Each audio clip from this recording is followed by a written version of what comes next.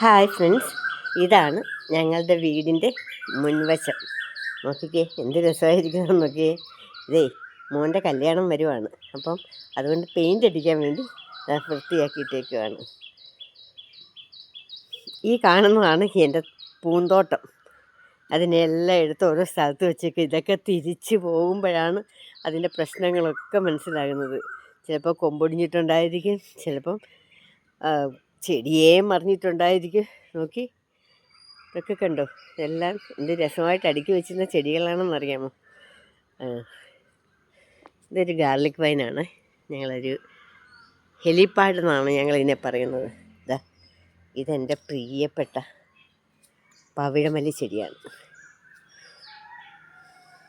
ഈ ചെടി ഇങ്ങനെ ഈ സ്ഥലത്ത് ഒറ്റയ്ക്കാണ് ഇങ്ങനെ നിർത്തിയിരിക്കുന്നത്. പിന്നെ ഇപ്പം കുറച്ച് മാറ്റങ്ങളൊക്കെ വന്ന സമയത്ത് ഞങ്ങളതിനെ അവിടോട്ടും ഇവിടോട്ടും ഒക്കെ മാറ്റി വെച്ച് അതിൻ്റെ കൂടെ ഒത്തിരി ചെടികൾ കൊണ്ടുവച്ചു. അതാണ് അത്ര ഭംഗിയില്ലാതിരുന്നത്. ഇതൊരു വലിയ ചെടിയാണ്. നിങ്ങൾക്ക് കാണാമെന്നൊന്നും അറിയത്തില്ല, കണ്ടോ? ഇതൊരു വലിയ ചെടിയാണ്, നല്ല ഭംഗിയുണ്ട്. ഇത് ഒന്നായിട്ടിങ്ങനെ. അപ്പോൾ എൻ്റെ ഒരു ആഗ്രഹമായിരുന്നു, ഇത് നല്ല സിമെൻ്റ് ഇട്ട ഭാഗമുണ്ട് ഞങ്ങൾക്ക് കുറച്ചതാ.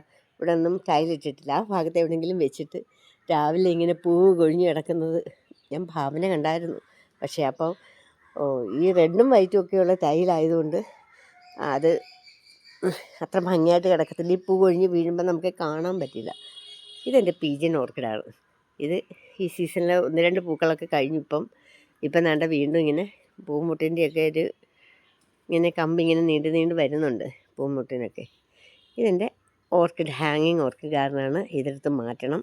ഇത് ഫുള്ള് 125ഓളം ഓർക്കിഡ് ചെടികളുണ്ട്. ഇത് മുഴുവൻ ഞങ്ങൾ മാറ്റി വെക്കണം. പിന്നെ ഈ സൈഡിലും എൻ്റെ ചെടികളാണ്. ഇത് പെട്രിയയുടെ ഒരു ചെടിയാണിത്. പെട്രിയയുടെ 2 ചെടികളുണ്ട്. ഇത് പെട്രിയയുടെ ഒരു ചെടിയാണ്. പിന്നെ ഇവിടെ നിൽക്കുന്നത് ഇത് എരിക്ക് നിൽക്കുന്നുണ്ടോ ആ ഗേറ്റിൻ്റെ അടുക്കെ? ആ എരിക്കിൻ്റെ കൂട്ടത്തിൽ ഒരു 3 നിൽപ്പുണ്ട്. ഇത് മഞ്ഞ മന്ദാരമാണ് ഇത് ബാക്കി ഗാർഡൻ്റെ ബാക്കി ഭാഗങ്ങളാണ്. ഈ വീട്ടിൽ എവിടെ നോക്കിയാലും ചെടികളായിരുന്നു. ഇപ്പം അതൊക്കെ ഇങ്ങനെ ഓരോ സ്ഥലത്തോട്ട് മാറ്റി വച്ചിരിക്കുകയാണ്. ഇതെല്ലാം ഇത് കുറച്ച് ഒരു ചെടി കഴുകിയെടുത്തതാണ്. നമ്മുടെ കമേലിയ എന്ന് പറഞ്ഞ ചെടിയാണ്. ഇവിടെ എൻ്റെ അഡീനിയംസൊക്കെ നിൽക്കുകയാണ്. കടലാസ് ചെടി എല്ലാം ഉണ്ട്. ഇത് നമ്മുടെ ഹൈഡ്രേഞ്ചിയാണ്. അതും ഒരു 5 വെറൈറ്റി ഉണ്ട്. പിന്നെ കുറേ ചെടികളൊക്കെ ഉണ്ട്. അതിൻ്റെ ഭംഗിയൊക്കെ പോയി നിൽക്കുകയാണ്. ഇതെല്ലാം അടുക്കി വെച്ചെങ്കിലേ അതിന് ആ ഭംഗി വരത്തുള്ളൂ. പിന്നെ ഇത് കണ്ടോ, ഞങ്ങളുടെ നെല്ലിമരമുണ്ട്, സ്റ്റാർ ഫ്രൂട്ടുണ്ട്, സീറ്റ് അമ്പഴമുണ്ട്. പിന്നെ എന്താണിത്, നമ്മുടെ ആ പ്ലാവിൻ്റെ പേര് ഞാനങ്ങ് മറന്നു, വിയറ്റ്നാം മെർലി. പക്ഷേ അതിൽ ഇതുവരെ കാ പിടിച്ചില്ല കേട്ടോ. ഞങ്ങൾ എന്തൊക്കെ ചെയ്തിട്ടും കായ് പിടിച്ചിട്ടില്ല. ഇതെൻ്റെ കുറ്റി കുരുമുളകാണ്.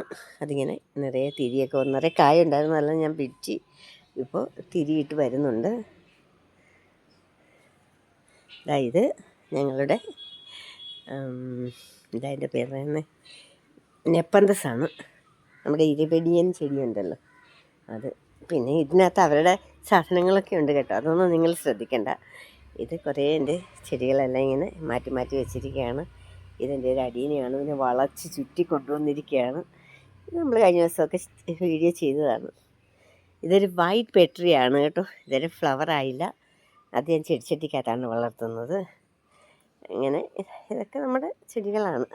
ഇതെല്ലാം ഇങ്ങനെ എടുത്ത് മാറ്റി വെച്ചിരിക്കുകയാണ്. ഇതാണ് നമ്മുടെ മണിമുല്ല.